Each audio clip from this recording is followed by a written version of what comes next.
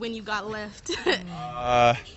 I can't remember, but yeah, it's a good service, Uber, so it's all Did good. you have to hear about it from the guys, or did they just kind of like let it go?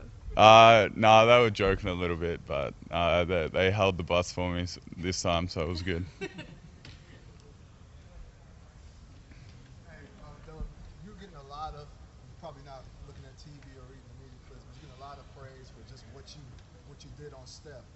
Uh, is there any concern that that can be bulletin board material for the Warriors and particularly Steph and Curry? I mean, I don't, read or watch that stuff, because you could be praising us one day and the opposite the next day. So I don't think anyone really pays attention to that stuff, and I don't think they would be either. And at this point of the season, you don't really need bulletin board material because it's the finals. Hey, Dell, you guys, you're face guarding him on the weak side, essentially. James is really harassing Curry even on inbounds passes. Have you guys employed that kind of defense on anybody this year? I think it's something that's kind of developed as the playoffs have gone on, but just trying to make it hard on him. Yeah. How about going over screens? Is that a must against them? I think, yeah, on shooters like Curry and Thompson, you can't give them space because you give them half a step and it's going up. You've defended Rose, you've defended Teague. Are you doing anything differently when it comes to Steph? How are you guarding him differently, if you are at all? Well, those guys are more penetrators, and whereas Steph is a penetrator as well, but really uses the threat of his shot and shooting ability. So it's a different cover. What kind of adjustments do you expect Stephen Curry to make? I asked the same question to LeBron.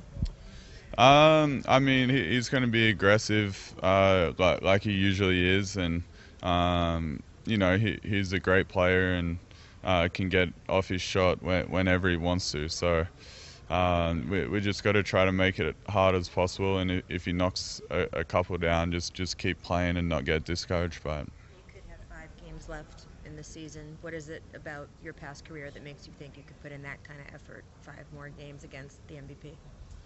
I mean, you always want to take care of your body and be in good shape, and I think I do a pretty good job of that. So hopefully it should be good. Dell, did you get to know Steph at all when you were out at St. Mary's? No. Not at all? No. Did you pick up with them or anything? Nah. Matt,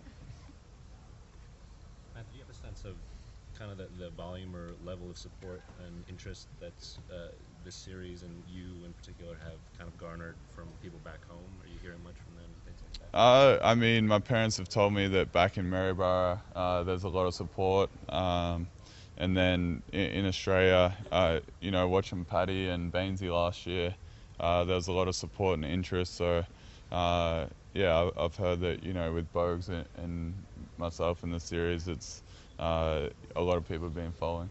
Have you been in touch with Patty through these playoffs at all? Just a little bit of texting, but yeah, looking forward to playing with those guys in the national team in about a month or so. But after him just going through this last year, did he have any words for you or anything? I talked to him a little bit at the start of the playoffs. Yeah. How difficult is it to keep up that defensive intensity on Steph for 42 minutes? And do you think you can do that for 5 more games? I mean, I think playing at finals intensity is obviously tough for any kind of minutes, but you want to be in good shape, and I think I'm in pretty good shape right now, and just try to do all the little things to take care of your body. Are you one of those guys that turns off your phone during this time of year and tries to keep things as quiet and small as possible? Or are you getting a sense of how big the reaction to you has been? No, I mean, pretty much turn off the phone apart from, texting, close friends and my coaches, but that's about it. Kelly, how would you describe LeBron's leadership his demeanor during this playoff run, whenever all adversity happens, his calmness, and how it affects someone like yourself? I think LeBron is obviously a great leader, and he does it with his words and by his actions as well. And I think anytime you have LeBron on your team, it gives you a lot of confidence that you can go out and win any game.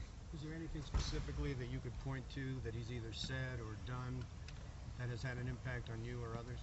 I don't think leadership is just one action or a specific action. I think leadership is a consistent thing every day. So I think that's what he does and brings to the table.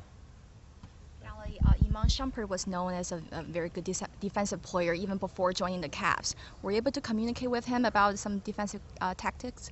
Yeah, Shum's been great. He's been giving me little tips throughout the year to help my defense, and obviously, he's a great defender and has been for a few years now. Matthew, you're talking about LeBron. Do you get a sense of how big this moment is for him in a sense, not just the organization, but for him personally, the culmination of kind of the decision to come back and being here in the finals on his home floor again for the first time since '07 in his first year back? I mean, it's been pretty busy, so I haven't really been thinking about that.